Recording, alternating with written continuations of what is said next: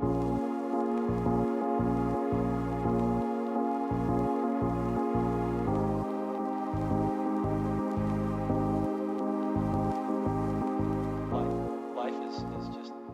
bienvenue dans un nouveau carnet de bord. Aujourd'hui on est lundi et je prends 5 minutes pour introduire ce carnet de bord. J'espère que vous allez bien.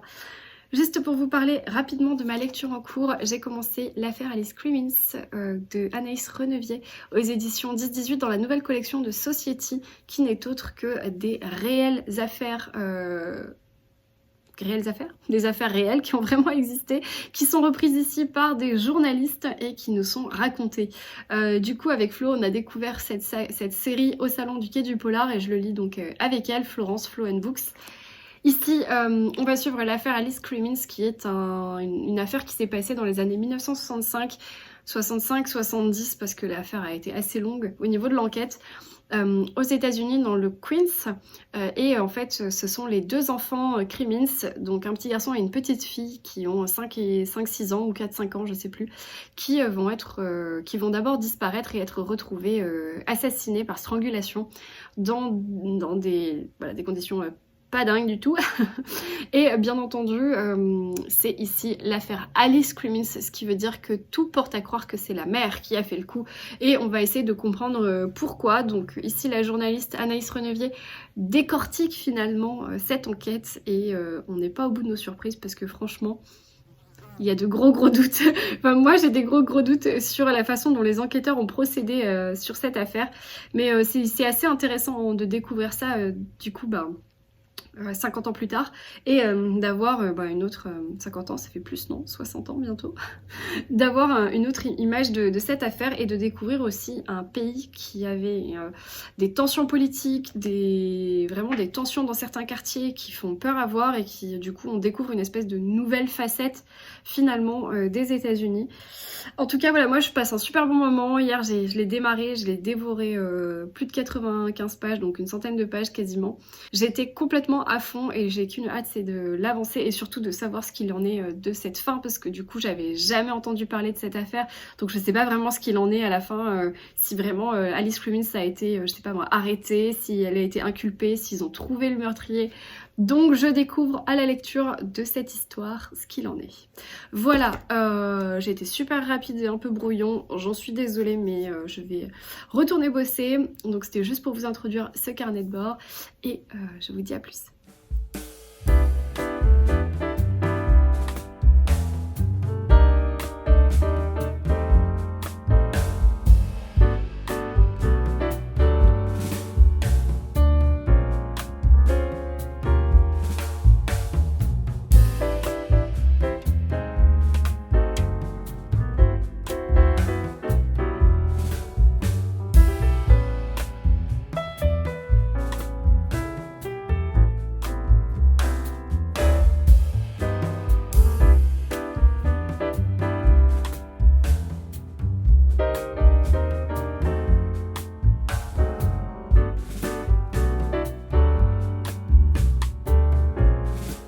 Hello, j'espère que vous allez bien. Je vous ai mis là mais je ne sais pas si on me voit bien. Hello, je suis actuellement à Paris dans notre nouvel appartement. Voilà, c'est un appartement locatif que nous prenons pour l'entreprise. Donc nous ne sommes pas tous seuls en ce moment, nous sommes 6 personnes. Bref, on est en train de déménager, bref. Donc on est arrivé hier soir. Après de longues heures de camion, c'était franchement pas ce que je préfère, mais c'est fait. Après être rentrée d'Italie, donc voilà. Donc, bref, tout ça pour vous dire que en Italie, j'ai terminé, enfin avant l'Italie, j'ai terminé l'affaire Alice Crimmins. Donc je vais vous en reparler, je sais pas quand je rentre dans le sud je pense, parce que là j'ai pas le livre et tout, et puis j'ai pas beaucoup de temps.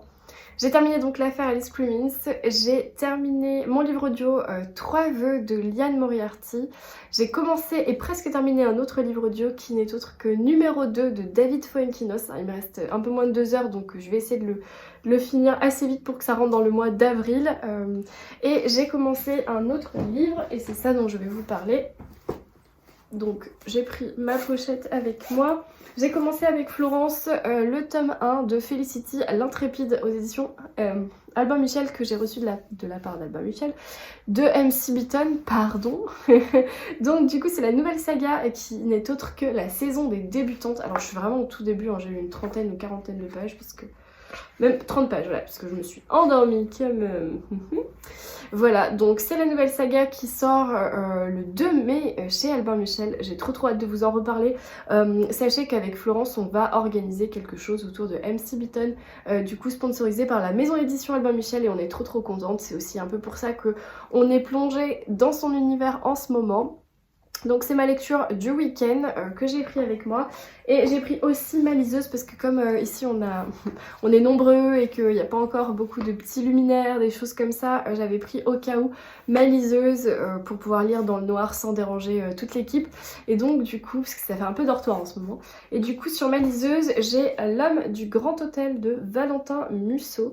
Pareil, là aussi c'est parce que je suis ravie de pouvoir vous annoncer que j'organise un événement littéraire avec Valentin Musso le 13 mai qui aura lieu dans le sud de la France à la librairie Art et Livre. Donc vous pouvez d'ores et déjà vous inscrire, je crois, ou je sais plus si c'est sur inscription ou si c'est libre. Mais en tout cas vous avez toutes les informations sur la librairie Art et Livre de Moinsartou, sur leur page Facebook notamment.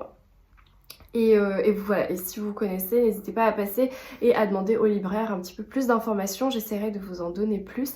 C'est la librairie où j'avais interviewé Karine Pitoki, je sais pas si vous vous souvenez, pour la sortie de son tome 4, et tome 3, pas encore le 4, lapsus. Et du coup voilà, donc c'est dans cette même librairie que je vais animer une rencontre avec Valentin Musso. Je suis très contente. C'est un auteur que j'apprécie beaucoup, que j'ai rencontré plusieurs fois déjà à plusieurs salons, qui est assez...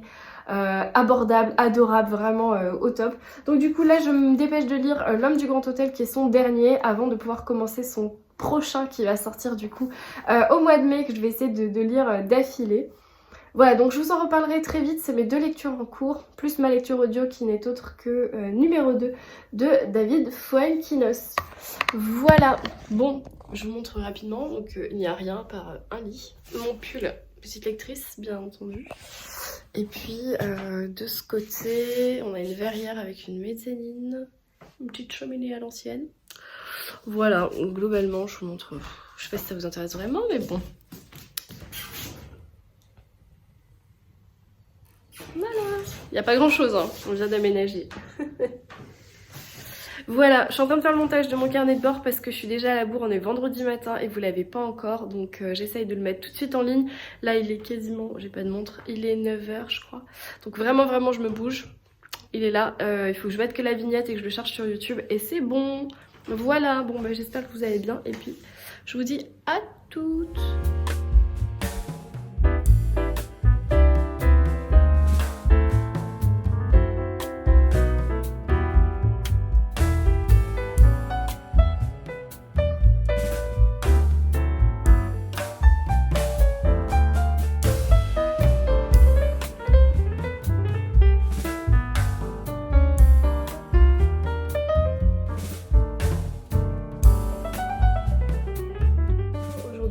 Samedi et je suis dans l'appartement avec maman qui se prépare. Coucou! On va aller à Livre Paris, du coup au Grand Palais éphémère qui se tient donc sur le Champ de Mars en face de la Tour Eiffel. Là on finit de se préparer, on va partir. Hier on a déjà été chez Gibert Joseph. J'aurais jamais dû y aller. Je l'ai emmenée à Gibert Joseph, elle n'avait jamais été et je crois que... voilà, on a fait une razzia. On a eu la chance de croiser Karen Ponte hier, du coup, chez Gibert, qui était en dédicace. Donc c'était cool parce que c'était complètement inattendu. On a échangé un petit peu toutes les trois, c'était chouette. Et du coup, aujourd'hui, on va la revoir sur le salon. Mais du coup, c'était un peu inattendu. Je ne suis pas repartie les mains vides. Je suis partie avec 2 nouveaux livres de chez Gibert. Je vais vous montrer ça. Et après, je finis de me préparer et on va y aller. Alors déjà maman m'a offert un très joli carnet qu'ils font chez Gallimard. Du coup c'est 24 heures de la vie d'une femme. J'ai mis très longtemps à choisir celui-ci parmi tous les beaux carnets qu'il y avait. Mais évidemment Zweig dans mon cœur. Donc voilà, un petit carnet à ligne bien sûr. Je sais pas encore ce que je vais écrire dedans. mais ça va être un bon petit carnet. Ensuite, avec maman, on s'est pris le même livre qui est Une femme de Annie Ernaux, qui donc a eu le prix Nobel de littérature, Annie Ernaux. Prix Nobel, voilà. Ah mais c'est marqué dessus, d'accord, merci. Prix Nobel de littérature 2022, et ici, Une femme, ça parle de la relation à la mère, si je dis pas de bêtises, à sa mère. Forcément. Donc du coup, forcément, ça nous a paru évident de l'acheter toutes les deux. Voilà. Et j'ai aussi enfin trouvé, après des mois de recherche, Amazon, librairie, occasion et autres, le recueil de poèmes de William Butler Yeats. 45 poèmes. Alors je savais pas qu'il était publié chez Gallimard, moi je l'avais vu chez Point, mais je suis très contente. William Butler Yeats, c'est un poète irlandais, si je dis pas de bêtises, que j'avais découvert en lisant Ce que murmure le vent de Amy Harmon il y a 1 an ou 2. Et en fait, entre chaque chapitre, vous avez un extrait des poèmes de William Butler Yeats, et j'avais trouvé ça magnifique. Pourtant, moi qui suis assez insensible à la poésie, je m'étais surprise moi-même, et depuis, je cherchais désespérément une traduction des poèmes de William Butler Yeats. Il n'y a qu'une seule traduction qui est disponible, et je l'avais vue chez Point, mais c'est sorti genre il y a 15 ans. Et voilà, donc je suis très contente d'avoir trouvé le seul et unique exemplaire d'occasion chez Gilbert Joseph de William Butler Yeats. Voilà, bon, allez, je me maquille, je finis de me préparer, on prend parapluie et tote bag aujourd'hui pour aller au salon.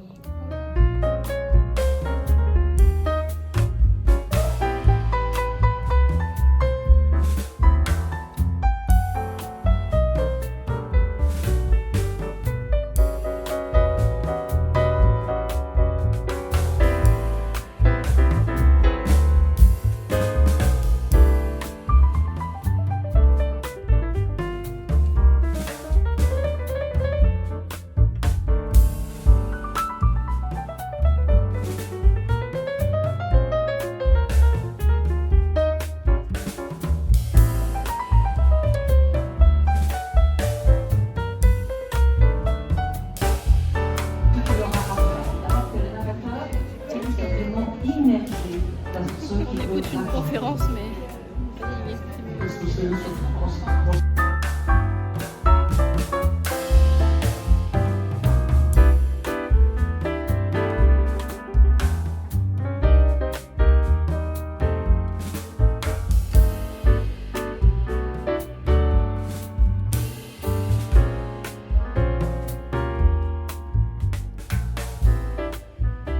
Hello, aujourd'hui on est lundi et c'est l'heure de faire le bilan de ce week-end salon du livre et librairie.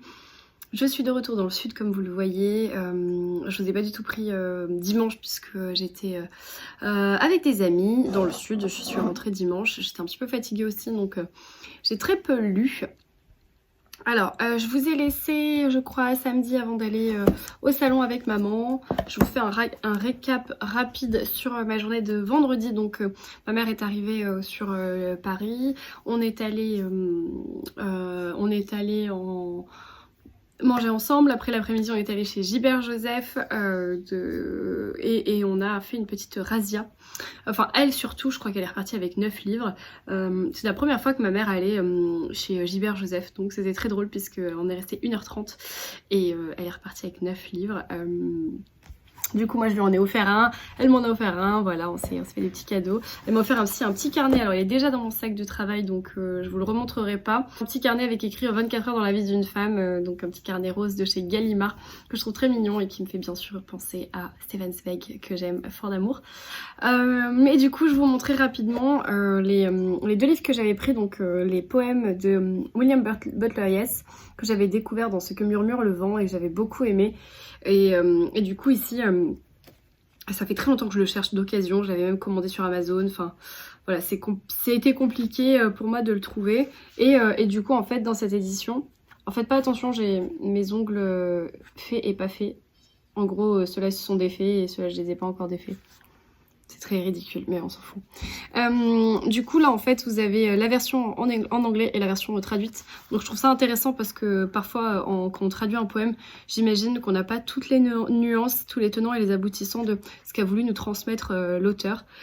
J'en c'est pas plus sur lui non plus en tant que personne. Je sais pas du tout de quand ça date. Enfin, apparemment la traduction française date de 89, mais voilà, de quand ça date, qui est ce William Butler Yeats, je le connais pas du tout. J'ai juste été extrêmement sensible aux introductions des chapitres dans Ce que murmure le vent. Et du coup ici il y a une présentation de Yves Bonnefoy en introduction, une préface, j'imagine, qui nous en dit plus sur cet auteur de poèmes. Alors je suis pas du tout poésie, donc peut-être que finalement je vais me rendre compte que j'aime pas du tout, mais voilà, ces poèmes-là m'ont tilté, m'ont parlé, vraiment, voilà, j'ai ressenti quelque chose, c'est la première fois, donc voilà. J'ai donc acquis ce livre, et ensuite...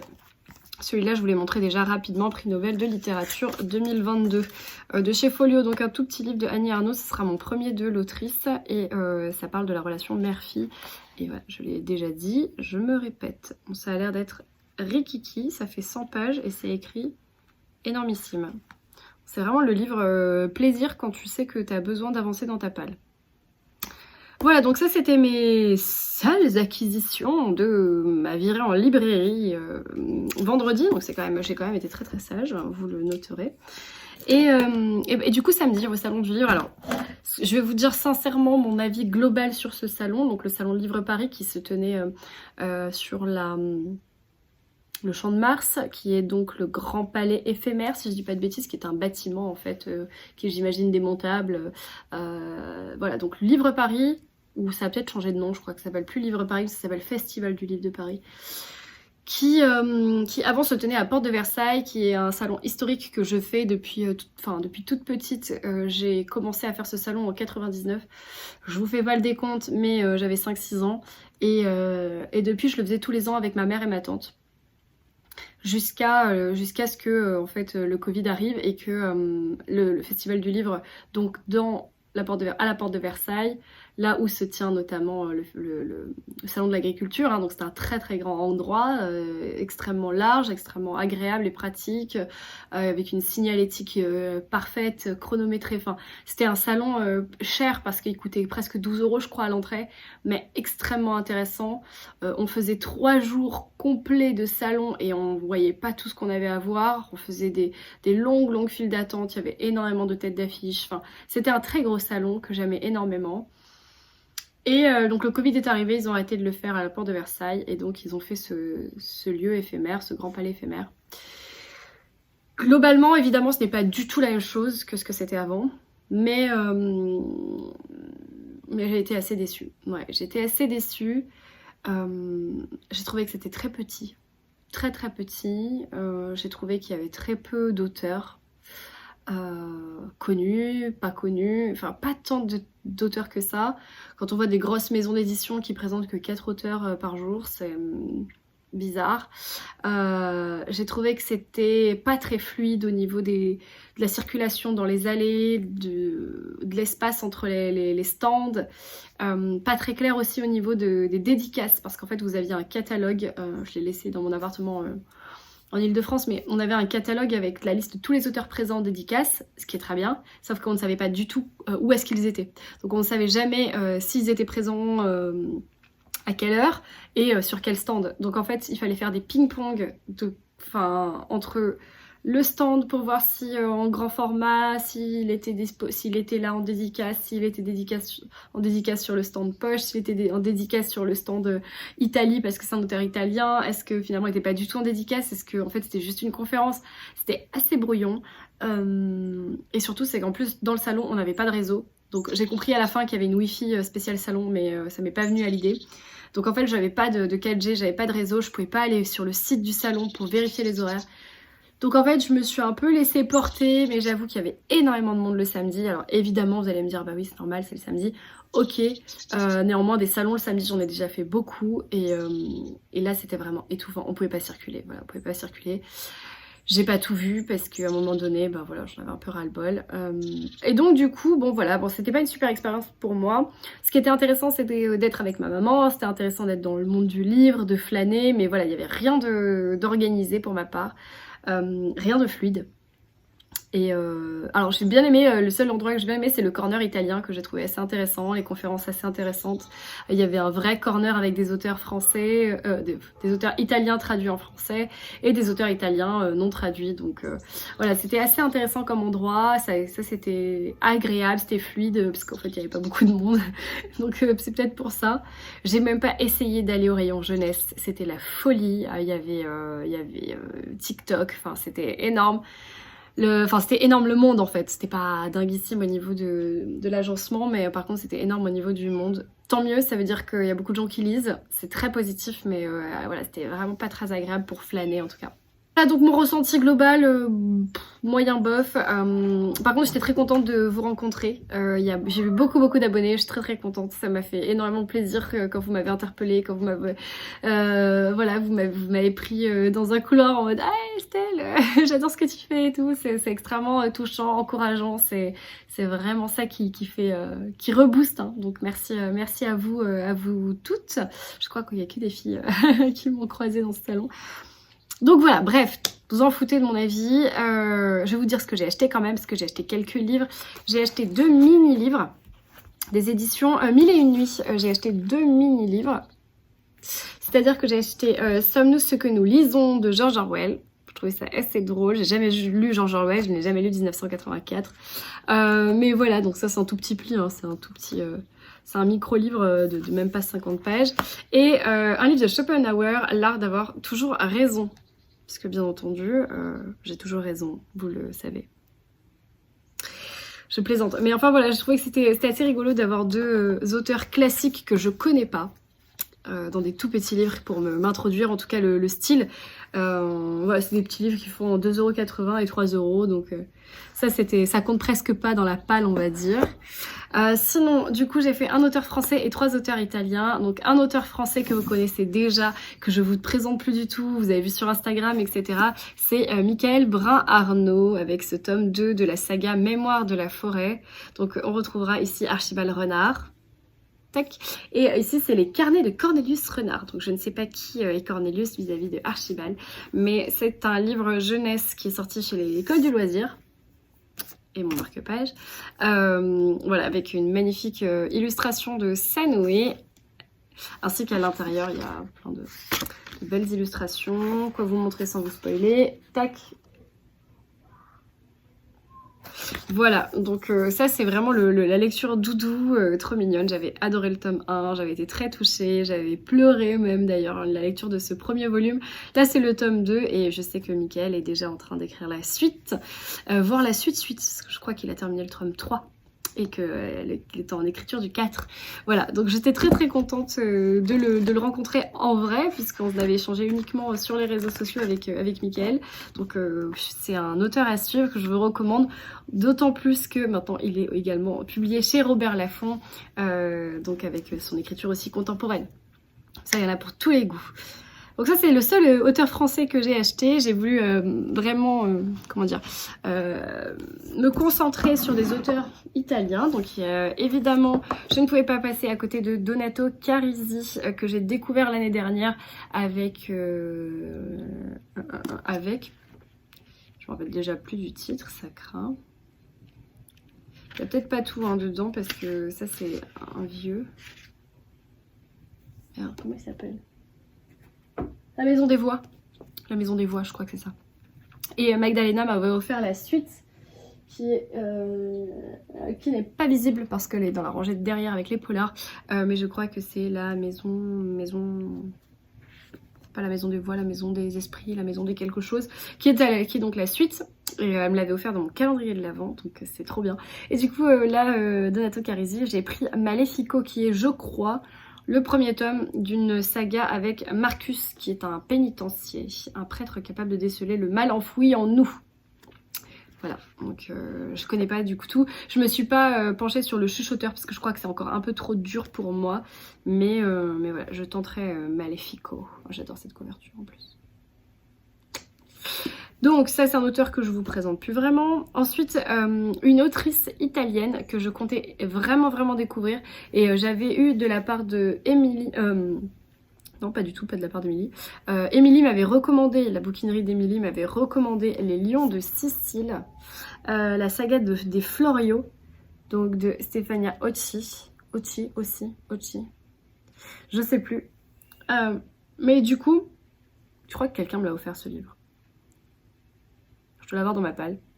Mais du coup, je l'avais pas avec moi, mais l'autrice était là et je me suis dit c'est une autrice italienne, c'est un peu dommage de pas prendre son livre. Je voulais pas prendre les grands formats qui sont publiés chez Albin Michel.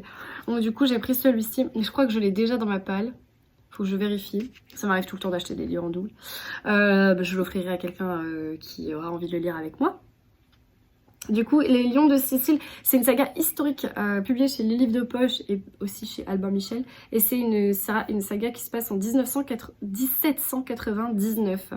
Je crois que c'est une histoire de famille. Passionnés, ambitieux, les deux frères et leur famille n'aspirent qu'à une chose, se hisser parmi les puissants de la ville. Blablabla. Succès phénoménal en Italie, bientôt adapté à l'écran, d'accord. Par les producteurs de L'Amie prodigieuse, Les Lions de Sicile ouvrent une fresque passionnée et tourmentée à l'image de cette Italie du Sud qui en constitue le décor. J'avais entendu que des avis positifs dessus. Je crois que Maeva du conte Zola Burrata, l'avait aussi beaucoup aimé. Donc voilà. Je suis très contente de l'acquérir de nouveau, mais en tout cas la dédicace, parce que c'est vraiment un livre que je compte lire bientôt et qui me fait très envie, même s'il est un petit peu épais, 624 pages. Mais bon, c'est pas grave, saga familiale, on adore. Et enfin, un auteur complètement pris par hasard, malheureusement j'ai loupé la dédicace.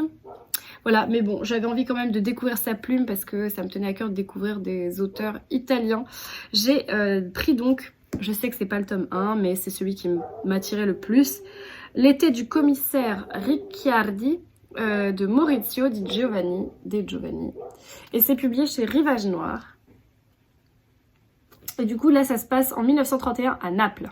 Et c'est, je crois... la duchesse de Campario qui a été découverte sans vie dans sa somptueuse demeure, et donc on va faire appel au commissaire Ricciardi qui a une espèce de don, etc.